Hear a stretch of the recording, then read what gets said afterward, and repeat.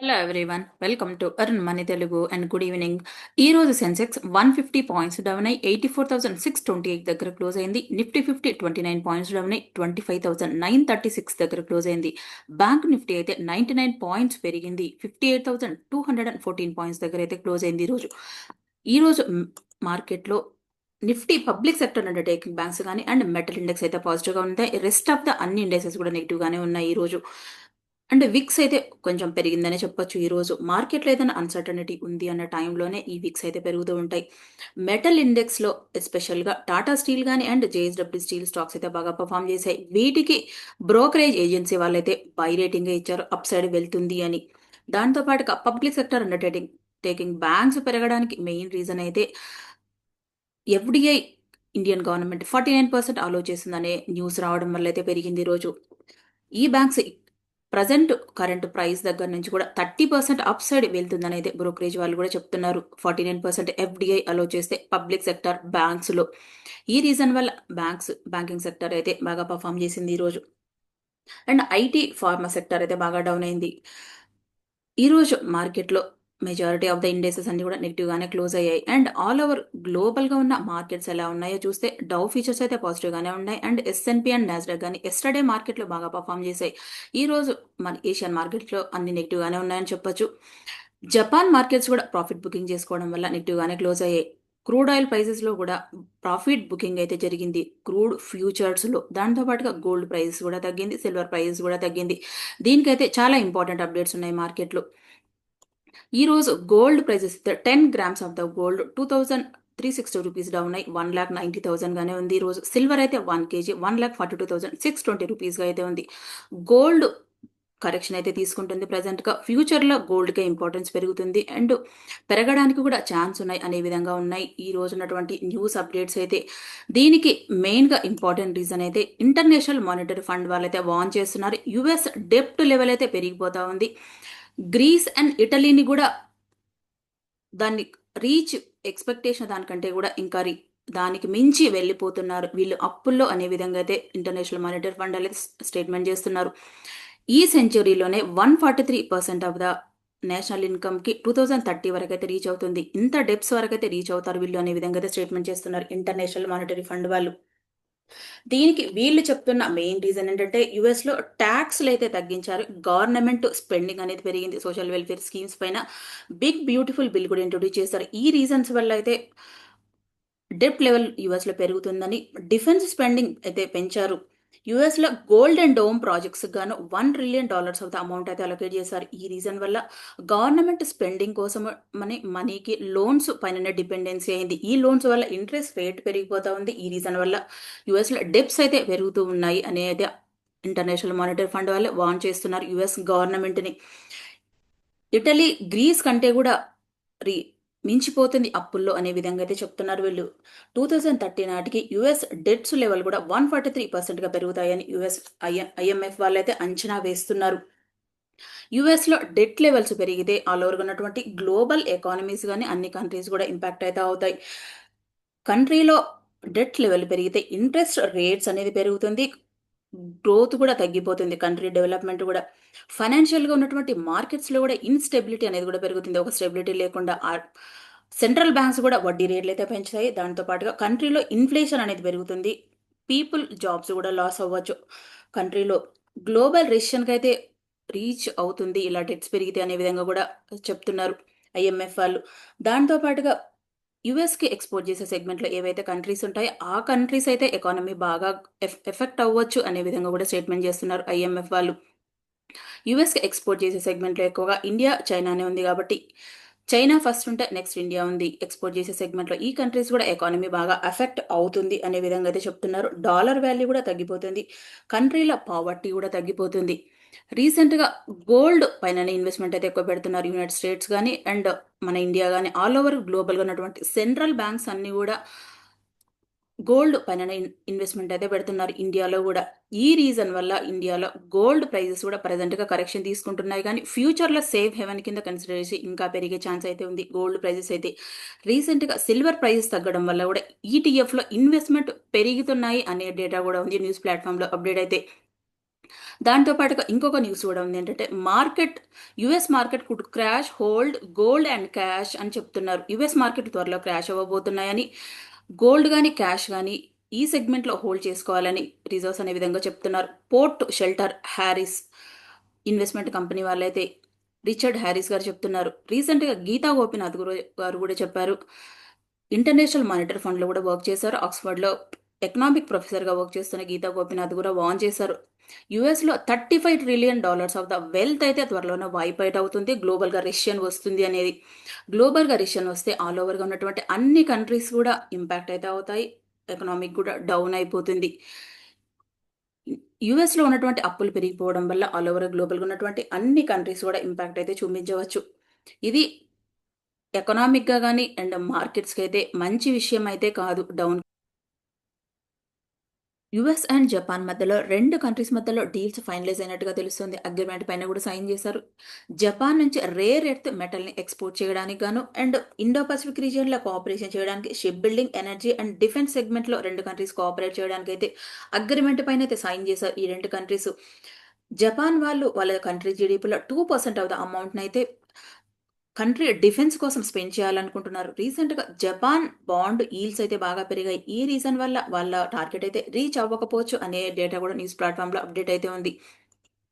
త్వరలోనే యుఎస్ అలాగే చైనా మధ్యలో కూడా ట్రేడ్ డీల్ కూడా ఫైనలైజ్ అవ్వచ్చు అనే డేటా కూడా ఉంది. దాంతో పాటుగా న్యూయార్క్ టైమ్స్లో అయితే ఒక పోస్ట్ ఉంది. Trump's China deal May award A crisis on his own making. అంటే ట్రంప్ వేసే టారిఫ్స్ వల్ల మాత్రమే చైనా వాళ్ళు రిస్ట్రిక్షన్స్ అయితే ఇంపోజ్ చేశారు. రేర్ ఎర్త్ మెటల్ ఎక్స్పోర్ట్ చేయడానికి అండ్ సోయా బీన్ కూడా పర్చేజ్ చేయడం తగ్గించేశారు. ట్రంప్ గారు చేసే యాక్షన్స్ వల్లనే ఈ క్రైసిస్ అనేది కూడా ఇంకా పెరుగుతుంది అనే విధంగా అయితే పోస్ట్ చేశారు న్యూయార్క్ టైమ్స్లో. దాంతో పాటుగా చైనా వాళ్ళు ఏషియా రీజియన్ తోటి వాళ్ళ రిలేషన్స్ అయితే డెవలప్ చేసుకుంటున్నారు.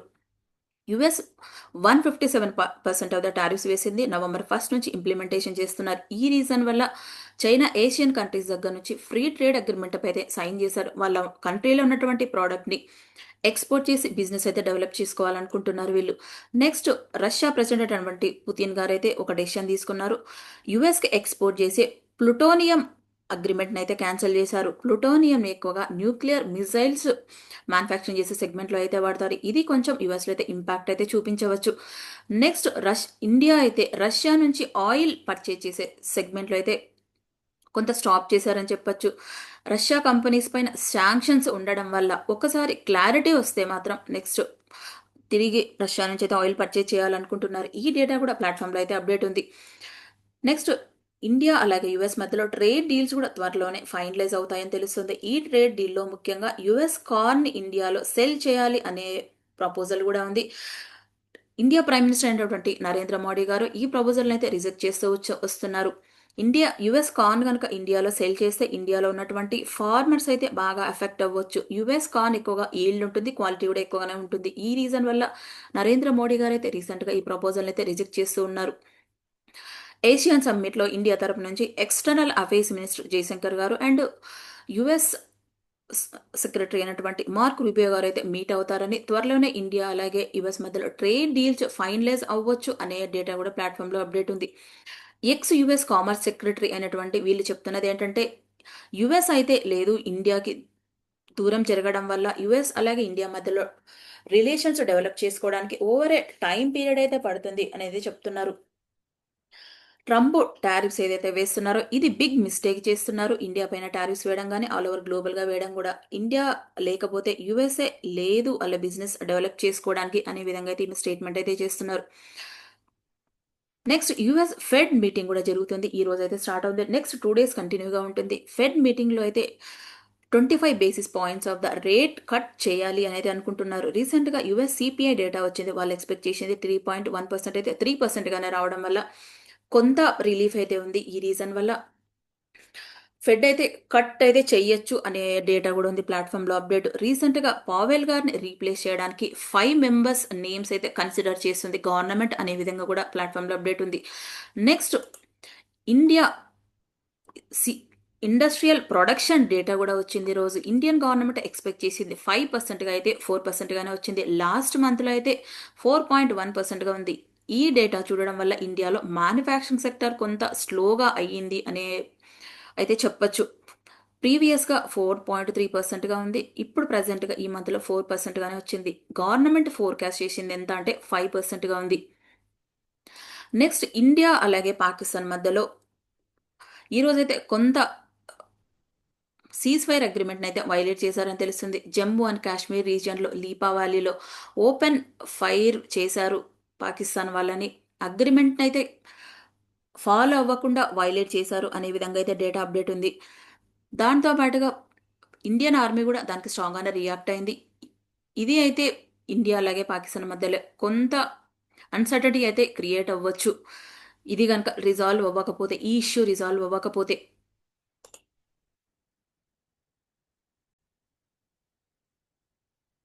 ఇండియన్ గవర్నమెంట్ పబ్లిక్ సెక్టార్ బ్యాంక్స్‌లోకి 49% ఎఫ్‌డీఐ అలో చేస్తే గనక ప్రెజెంట్‌గా ఉన్న వాల్యూతో 30% అప్‌సైడ్ వెళ్తుంది అనైతే చెప్తున్నారు నువామా వాళ్ళు. ఏ బ్యాంకుకి వీళ్ళైతే రేటింగ్ ఇస్తున్నారంటే స్టేట్ బ్యాంక్ గాని, bank of Baroda, Punjab national bank and Canara bank గాని, union bank of India and Indian bank. ఈ బ్యాంక్స్ అన్నీ గూడా ప్రైవేట్ పార్టిసిపేషన్ అయితే పెరుగుతుంది ఎఫ్‌డీఐ రూపంలో. దాని ద్వారా బ్యాంక్‌లో ఉన్నటువంటి స్టాక్స్ గూడా ప్రెజెంట్‌గా అప్‌సైడ్ 30% వెళ్తాయి అనైతే చెప్తున్నారు నువ్వమ్మ వాళ్ళు. ఇది బ్యాంక్స్‌కైతే పాజిటివ్ న్యూస్ అని చెప్పొచ్చు. ఈరోజు పబ్లిక్ సెక్టార్ బ్యాంక్ ఇండెక్స్ అయితే బాగా పర్ఫార్మ్ చేసింది మార్కెట్‌లో. నెక్స్ట్ టీటీకే ప్రెస్టీజ్ వాళ్ళైతే రిజల్ట్స్ పోస్ట్ చేశారు. ఈ కంపెనీకైతే రిజల్ట్స్ అన్ని పాజిటివ్‌గానే ఉన్నాయి. ఇయర్ ఆన్ ఇయర్ కంపారిజన్‌లో రెవెన్యూ అయితే లాస్ట్ ఇయర్ నుంచి ఈ ఇయర్‌కైతే 25లో 750 క్రోర్‌గా ఉంటే ల్ ఈ క్యూ2లో 26లో 883 క్రోర్‌గా ఉంది. 11.2% అయితే గ్రోత్ అయింది. ఎబిటా కూడా 33.8%గా గ్రో అయితే మార్జిన్ కూడా 195 బేసిస్ పాయింట్స్‌గా గ్రో అయింది.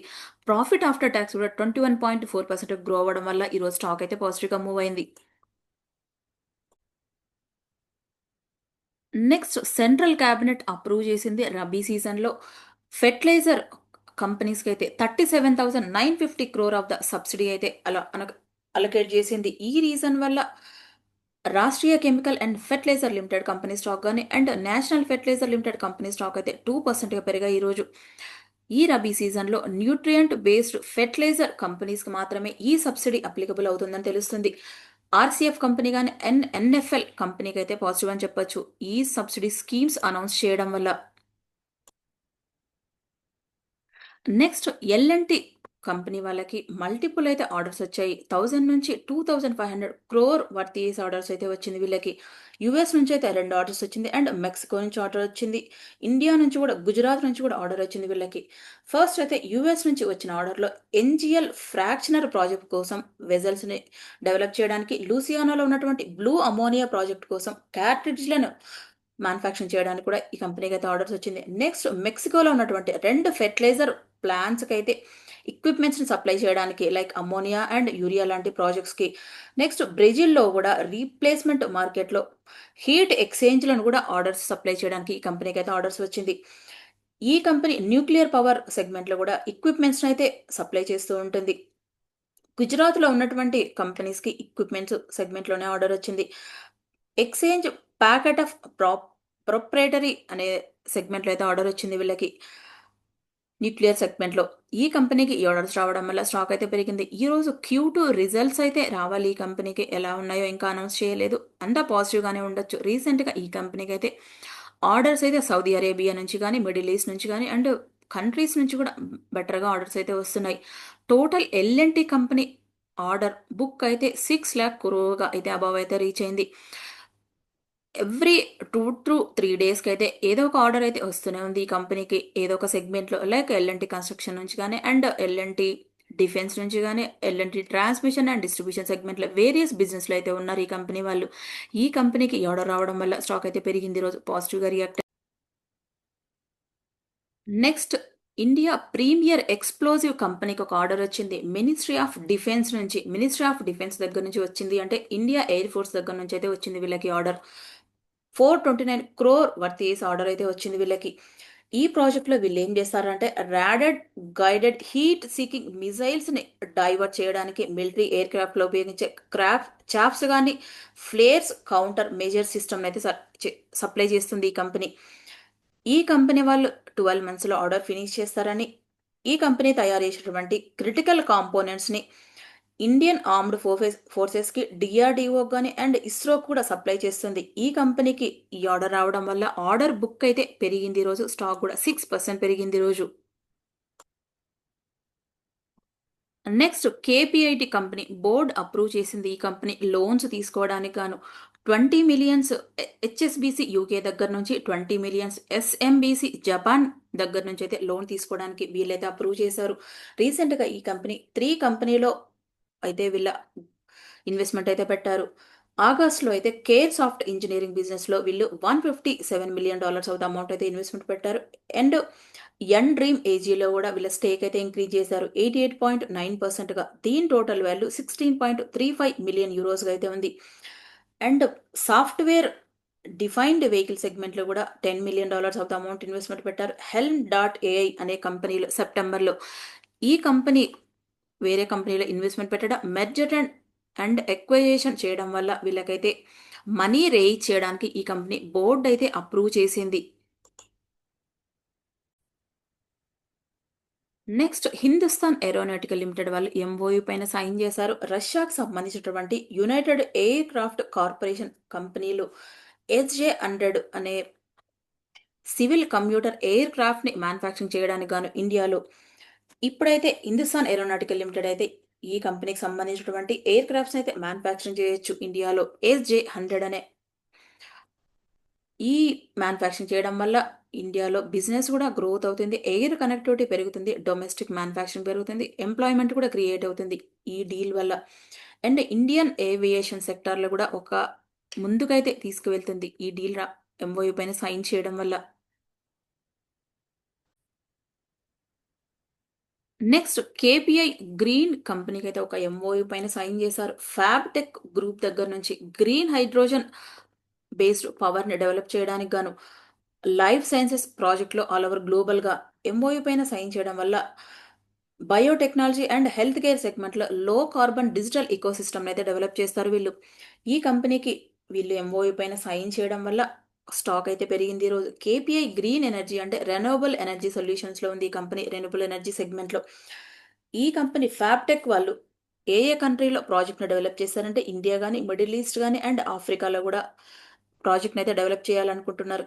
లో కార్బన్ డిజిటల్ ఇకోసిస్టమ్ని అన్ని లైఫ్ సైన్సెస్ ప్రాజెక్టులు అయితే డెవలప్ చేయాలనుకుంటున్నారు. లైక్ ఫార్మాలో కానీ, బయోటెక్లో కానీ అండ్ హెల్త్ కేర్ సెగ్మెంట్లో కూడా ఈ కంపెనీకి ఈ సైన్ చేయడం వల్ల కంపెనీ స్టాక్ అయితే పెరిగింది రోజు.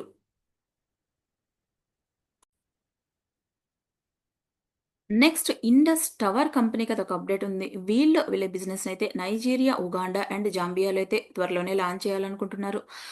నెక్స్ట్ ఆఫ్రికన్ కంట్రీస్‌లో కూడా లాంచ్ చేయాలనుకుంటున్నారు. వీళ్ళ బిజినెస్ ఇండియాలోనే కాకుండా ఆల్ ఓవర్‌గా south African countries and launch చేయడం వల్ల వీళ్ళ కంపెనీకి అయితే గ్రోత్ ఉండొచ్చు. ఈరోజు స్టాక్ కూడా పెరిగింది. యెస్టర్‌డే కూడా స్టాక్ అయితే పెరిగింది.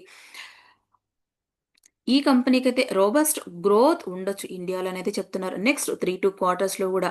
ఈ కంపెనీకి వీళ్ళు ఫ్యూచర్ డెసిషన్ తీసుకోవడం వల్ల స్టాక్ అయితే పెరిగింది ఈరోజు.